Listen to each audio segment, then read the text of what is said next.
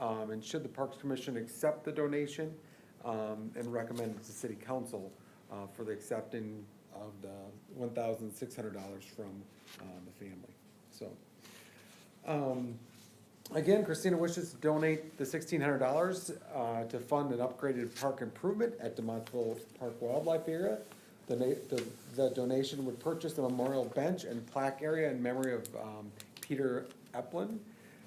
The proposed location of the bench will be placed in the south entrance of the park. I did include in the packet, a picture of where the family is hoping to place that bench. It would be at or near where that kiosk is, so we'd work along with that, because we do have our ski trail there, as well as we do some mowing and stuff through there as well. So we'd place that, so not only, I think their biggest request, if you read through her donation form, was to be able to see that lake as well. So we would take those things into consideration for placement and work with the family before we concrete anything in place. Before us tonight, we do gotta consider a few things before accepting any and all donations, as we have in the past. Is the gift lasting of value to the community? Does it create a potential liability or issues for the city? You know, with this bench, people will sit on it, crawl on it, things like that. Will construction be inspected? Is construction up to the current standards? Again, this bench is gonna be very similar, identical to the benches we've placed at both Tavlin already and Sunfish. So the family is requesting, as part of that gift, to have a plaque in the name as well. So those will be exactly or very similar to the previous two that we installed. Number 4, what will be any potential or annual maintenance to the cost of the gift?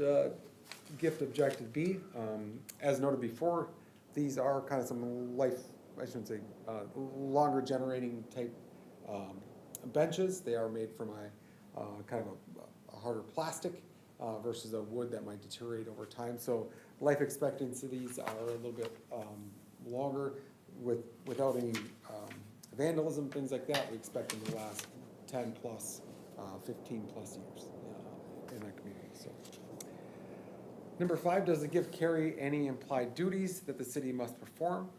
Again, most of that would just be installation that's conducted by public works staff. Does the cost exceed the value of the gift?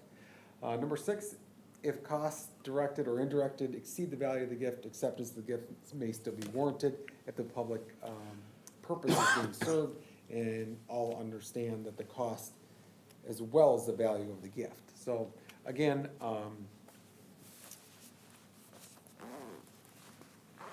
the value will long last the value of the bench that's being put out there. So I don't have any issues or considerations of that either. So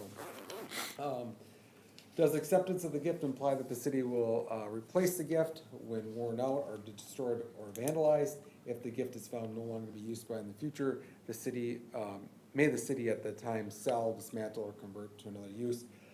As noted in the past with these benches, a lot of times, if a tree or something would fall on that and destroy that, would probably be a communication with that donor in regards to that. It would be removed, and just communication with that donor for a replacement, likely another donation.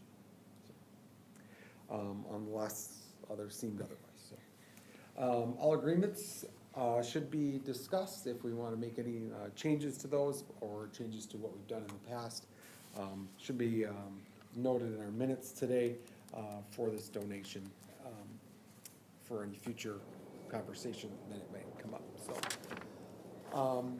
financial impact with the donation: the proposed donation will be placed in the Parks General Maintenance Fund. We'll take that money to purchase and install the bench, including with that, be the concrete that comes from a separate vendor, public works staff installing it, our fuel expenses and stuff, small tools that are a lot of times charged in that. So we can either approve the donation or deny the donation from Christina tonight. Just looking for a recommendation from you guys to City Council.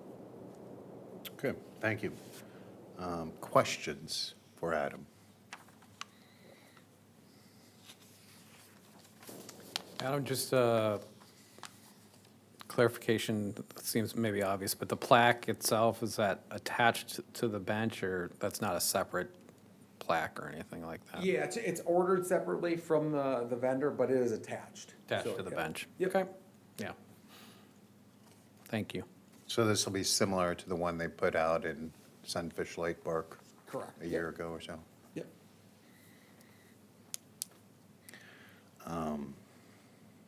Just a note on the donation form. It said he passed away tragically on 4/21/25.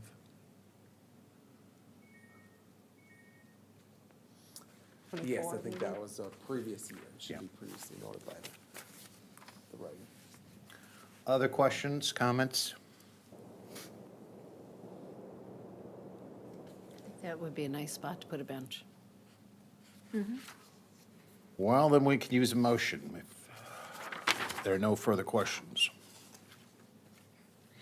I move to recommend to the city council to approve the donation from Christina Tunseth to purchase and install a memorial bench to be placed into Montreville Wildlife Park in with a plaque in memory of Peter David Epland, not to exceed $1,600. Do we have a second on the motion? I'll second. Okay, discussion. I'll start us out. I think, obviously, it's a tragic loss. It's a tragic loss to the community, a young person like this who used the recreational things in the city, so I think it's a good thing to do. I also encourage community members to do these kind of donations. I think it's good to help out, to add those extra amenities that recognize something important. So I'm generally in support, and like I said, we like the one in Sunfish Lake Park. It was very nice. Other comments from anybody else? Okay. All in favor of the motion, say aye. Aye. Opposed? No nays. All right. Number 6, Sunfish Lake Park extension, parking extension. Adam, Okay, I'll go first. you talk first. You key it up.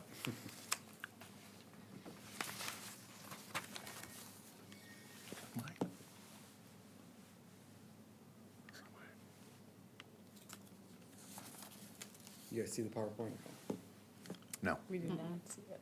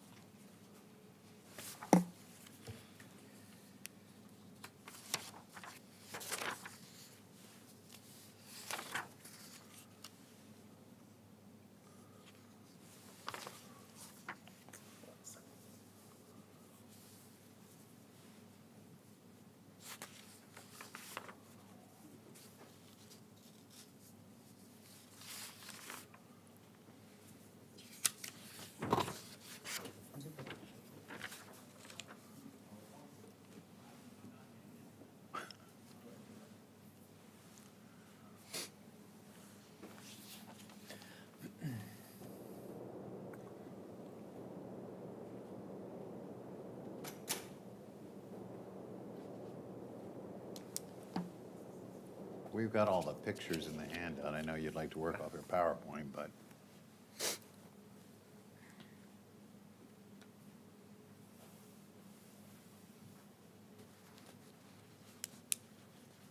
There we are. very good.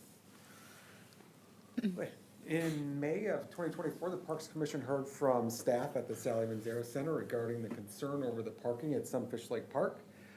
Starting in early spring of 2024, the number of park users exceeded the parking lot spots, causing an overflow of vehicles. Throughout the year, staff has observed parking which has overflowed into the drive aisles of the park. The current parking lot is gravel and can comfortably serve up to about 30 vehicles. So throughout the year, I did reach, Tony, as well as his staff, was polite to just continue to send me photos throughout the year of just kind of the overflow of parking. And so I just wanted to show you a few examples of what was sent to me so that we're all transparent of the issue that's going on there.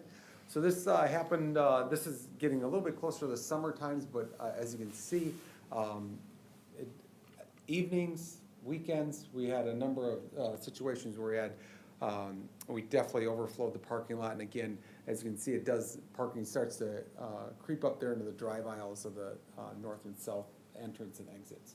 So again, a separate day, about the same amount of cars, again exceeding over into those drive aisles.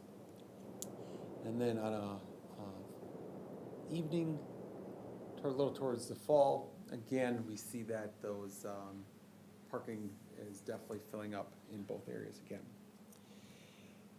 Staff is recommending the expansion of the existing parking lot in 2 separate locations. The first area will add about 5 parking spots and could it'll square up the north end corner of the parking lot.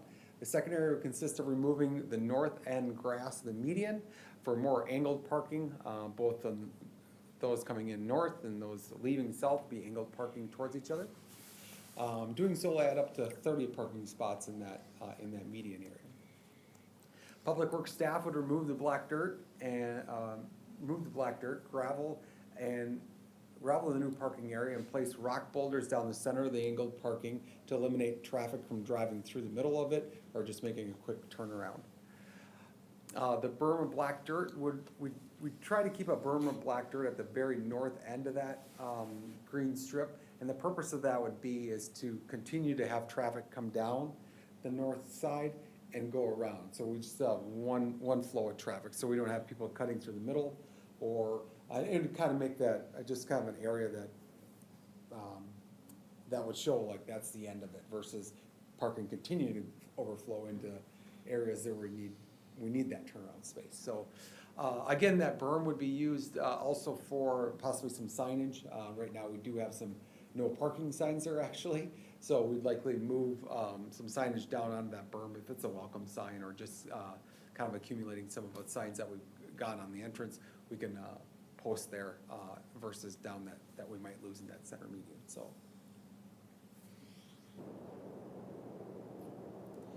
Again, just a picture of that current center median. We're looking at removing of all the green area, the green grass there, the black dirt, replacing that with class 5 or gravel. And again, having a small berm on the far north end. Just another quick picture of what we'll be taking out.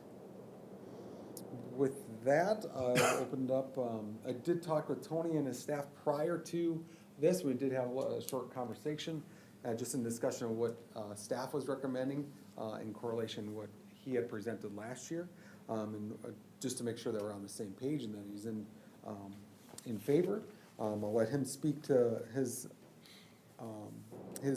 comments on that, but from there, I'll take any questions. Why don't we save the questions and we'll have Yeah, just that's Tony talk? First of all, it was nice to have those extra pictures, so thank you for the audio visual. Yeah. Tony, you want to talk? I'm Tony Manzera. I live at 5050 Kirkwood Avenue in Lake Elmwood. Lake Elmo. I just wanted to give a little bit of background. And back in about 2013, the last time Sally and I walked in the park, there was nobody at Sunfish Lake Park. Typically, there was 1 car in the parking lot, 2 at the most. If you walked on the trail, your chance of finding anybody there was relatively small. And John Ames, who was a Parks Commissioner for a long time here, had said that the main concern of the Parks Commission was there could be shenanigans there because there's no witnesses. And there had been some reports of things that happened, and so they wanted to increase the user population of the park. So after Sally passed in 2015, I went and I talked to Alicia McLeod, who was the city planner at that point, and I said, I'd like to donate a nature center in Sunfish Lake Park. And she said, well, we'd love to have it, but we can't run it. We don't have a parks department.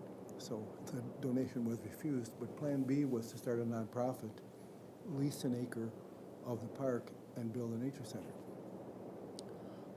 It took about 2 years to get the Parks Commission to agree to that, but finally we started construction in the fall of 2017, and In early 2018, Rob Weldon, who was the Public Works guy at that point, and instituted a adoptive park program that the city council had approved. So our organization was the first. We stood up that day and said, yes, we'd like to adopt Sunfish Lake Park. So we've done two major things there. One is build a nature center, of course, but the other is we've taken on buckthorn, and for 6.5 years we've been going after it, and it's really coming along beautifully. If you haven't walked in Sunfish recently, it's amazing how clear things are. But as far as parking goes, back in when we were building a nature center, you might find 2 or 3 cars there. Then during COVID, more people came to the park because they wanted to go someplace, and so there were more cars. You might find 5, but the big change really occurred. There were a couple of large events that took place early in the program. One was the Volks March that Alicia had set up in 2015, and another one was the Family Nature Day that Mary Frick and Judith Blackford had organized. But that was just once a year, and there might be 100 people would come for that. And of course, up and down the roads, they parked, but that was just a one-time event. Then, when the city decided to put the bike trails in, and they became very popular, the parking lot has become very, very full. So it's really great to have so many people using the park and to have, you know, there's always witnesses for something. But what happens is that, especially when there's a large biking event and the nature center is doing something, there simply is not enough space to park. And we have dealt with that for some of the big events by either borrowing the Hermanson's golf cart, and we talked to Pastor Gary Johnson at the Common Ground Church, and he allows us to park vehicles in his lot, and then we shuttle people either with a van or with a golf cart, which works. But I think what Adam presents is a really great idea. It's about time that there's more parking space. The way it's set up, the snow could be plowed from it easily in both directions without having a problem. And to have the boulders down the center will prevent people from doing spin-outs or crossing over. And it also will create continuity with the current boulder system that you see there. So I think it'll look really nice, and I think it'll help quite a lot. And so by my calculation, you could probably, if you go far enough, you could probably park 20 cars on each side. There are 2 big evergreens in the middle, and if we just avoid those, we'd have another 3 or 4 spaces further south if the graveling came a little bit further south. But in any case, even the area that Adam drew is going to at least double the capacity. Good idea. Okay, any questions for Tony or Adam? Either one.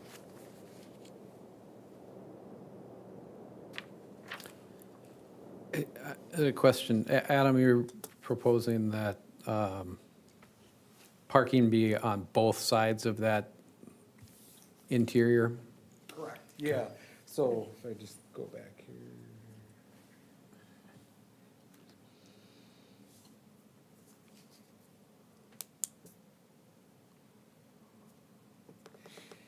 Yeah, so the intention is to, you know, have, when they do come in, that they'll angle park, you know, going like I'd say northwest, right? And so that they'd still have to back out and still exit this way, correct? Same thing with those that are exiting, they would park heading southeast, you know, at an angled parking. So again, they'd back up to exit out. So that way it creates more of a flow. Again, they're coming in, and probably less blind spots as well, because you should be facing angled the way that you have to back up, versus if you're square in there, you're gonna have to looking back over the shoulder and looking past through a car in order to back out onto that drive aisle. So yes, the intention is to have parking on both sides of that. Okay. So my main question with that clarification is, do we know that there's enough room for people to utilize the back side of their vehicle with bikes or with picnic stuff where? Yeah, so we did measure this. This is approximately 30 feet. And so if you look at parking stalls, many of them are 10 feet long, correct? And so what we do find with this area is that people do have those bike racks on the back, or they're opening the back of the van and things like that. So that does give us a little bit more room with that 30 feet, you know, we're probably looking at probably about 25 feet being used, but we still have that extra 5 feet, I guess you could say, as far as of a clearance that we probably measure out both sides to be able to utilize for that purpose, so. Yeah. If you look at the actual width of the entry and exit roads, they're very generously wide. And when there's parking spaces in there, there's plenty of room to go, even if you park two pickups face-to-face diagonal with a rack on the back or a trailer hitch or something, it's fine. How do we get people to park diagonally? Signage. Angle parking also. Yeah, we might have to initially put signs on there, angle parking, or, you know, initially, just how we, if we didn't have boulders, if we had the bars, we could angle those as well to, just to direct people how to park as well, so. It all starts with the first person in there, right? Yeah. Don't we have an agreement with the, there's an agreement, a natural area agreement. Land trust? Conservation. Yeah, Conservation Land Trust, that says if we modify the use of any of the land, that we need their approval. This falls within the rules of that agreement? Yeah, because it's the parking area, that's where that falls in, the general area, that entrance. And we could double check and do the X and Ys, and just to make sure. But if I recall, we have done some maintenance in there before, with the parking area and the drive aisles, without that, so. Whatever, again, I can see that this would be not impacting the park as a whole, and so therefore you could go ahead with it, but it might be something just to check what was agreed to originally and what we're going to change. Excuse me, the conservation easement lines out two different areas in the park. One is area one, which basically starts north of the parking lot, and we're supposed to be in touch. Area two is where the road and the parking lot and nature center are, and that's open for development and stuff. So since they're actually two specified areas, I could not quote you what the limit is in Right. area two, but it specifies that we could have an observational or interpretive nature center at that point. Right. So, yeah, I would expect that's how they have to designate different sections, but I just didn't know if anybody had checked to make sure it is north of that line. A little bit of due diligence. Yeah, just a little checking. Other questions? Yeah, so the portable toilets are in the northeast corner now, so would you just move them back, or are they beyond what the drawing shows here? We're actually proposing to move them, well, actually, we'll move them to, this area. Because that will be like, you know, and people have to cross to get there, possibly traffic, we're actually proposing to, we might set it up on this end of the parking lot. As well as, we do have that entrance on that end for emergency vehicles and park maintenance vehicles. Removing that, you know, making that so additional parking, that's how we're getting those 5 additional spots in there. Moving both those items on this end for access. Okay, thank you.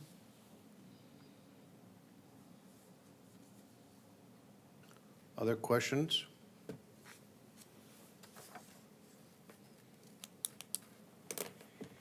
All right, do I have a motion?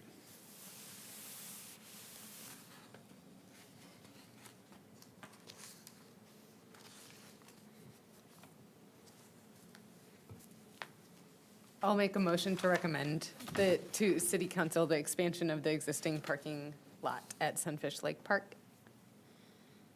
Do I have a second? I'll second. Any more discussion needed on this?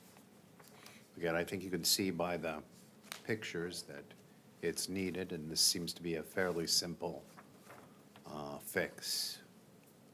And it's a good problem to have. Yeah, I think with the use, like Tony had indicated, there are increase in our bike users there, but just with natural resources with our community. We have added parking at our access at our dog park area. We do have users come in there, but we're still seeing the numerous amount of vehicles in this lot, so definitely think it's useful. Especially since they got that road all fixed to the entrance. All right, any other comments on the motion?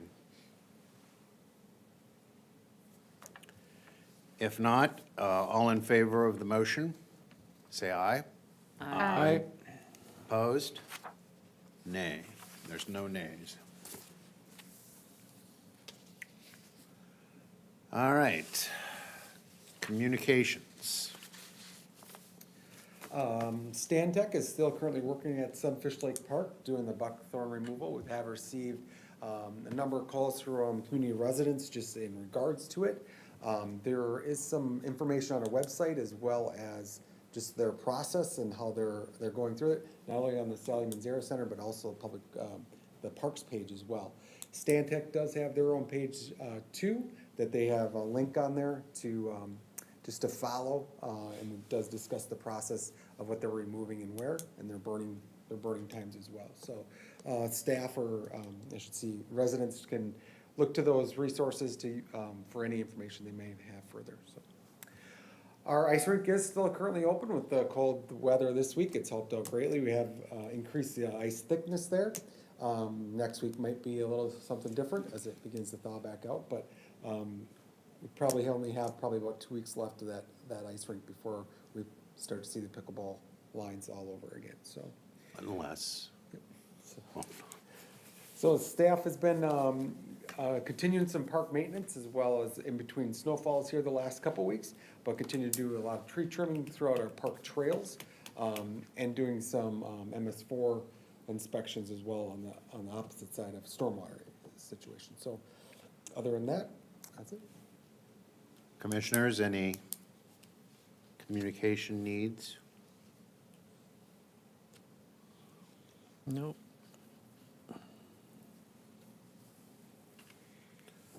All right, hearing none, I would take a motion to adjourn. I move that we adjourn the meeting. Is there a second? I'll second that. All in favor? Aye. Opposed? None. Thank you very much. Slam the gavel. Excited. Posted speed limit in down that